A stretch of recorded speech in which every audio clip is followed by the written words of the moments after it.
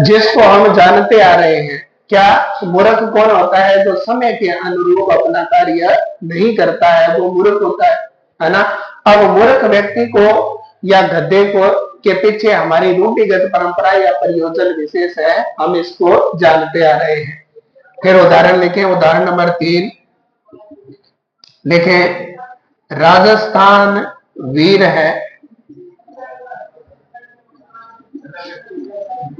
मुख्य अर्थ में बाधा उत्पन्न होगी थी। राजस्थान तो किसी राज्य का नाम है, वो वीर कैसे हो सकता है? तो हम लक्षणों के आधार पर अर्थ लगाएंगे कि राजस्थान तो नहीं बल्कि राजस्थान के लोग वीर हैं। राजस्थान के लोग वीर हैं। अब राजस्थान के लोगों के पीछे हमारी रूढ़िगत परंपरा या प्रयोजन विशेष जुड़ा हुआ है। राजस्थान के लोगों को हम जानते आ रहे हैं। राजस्थान के लोग कौन है? वो ही जब परीक्षा हॉल में बैठते हैं, घर पे आकर के मिलाते हैं, ओ गयो रिजल्ट आवाज दो के हो गयो, है ना। वो राजस्थान के लोग होते हैं, है ना। दिमाग बहुत है उन लोगों के पास, लेकिन गलत कामों में यूज ज्यादा करते हैं, है ना। तो इनके पीछे हमारी रूढ़िगत परंपरा या प्रयोजन विशेष जुड़ा हुआ होता है। अब आप लिखें, लक्षणा शब्द शक्ति के लिए विशेष बातें। झाड़न, लक्षणा शब्द शक्ति के लिए विशेष बातें, विशेष बातें।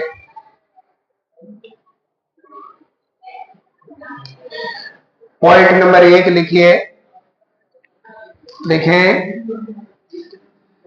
मुख्य अर्थ में बाधा उत्पन्न होना।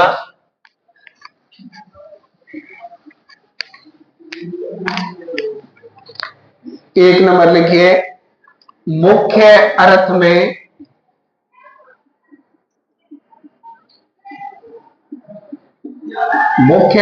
में बाधा उत्पन्न होना।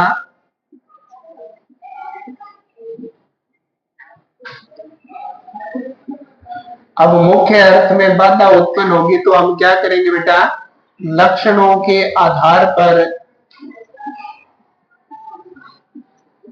लक्षणों के आधार पर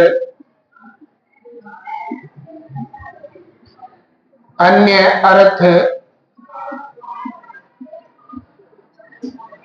अर्थ ग्रहण किया जाना।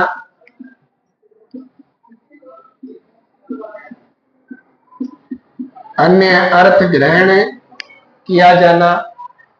तीसरी बात है, अन्य अर्थ के पीछे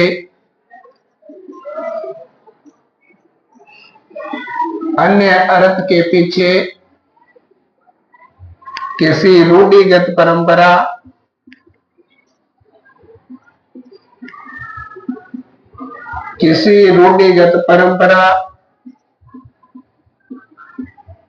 या प्रयोजन विशेष का होना, या प्रयोजन विशेष का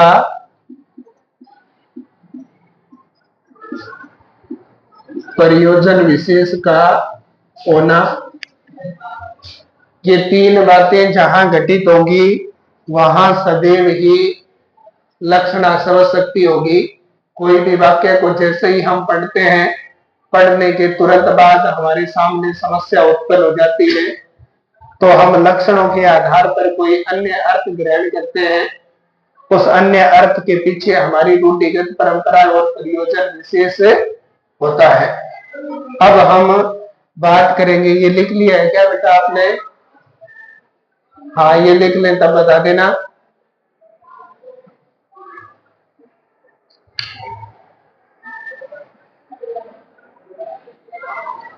लिख दिया? मिटाओ। अब आप एक हेडिंग डाल लें, लक्षणा समझ शक्ति के भेद।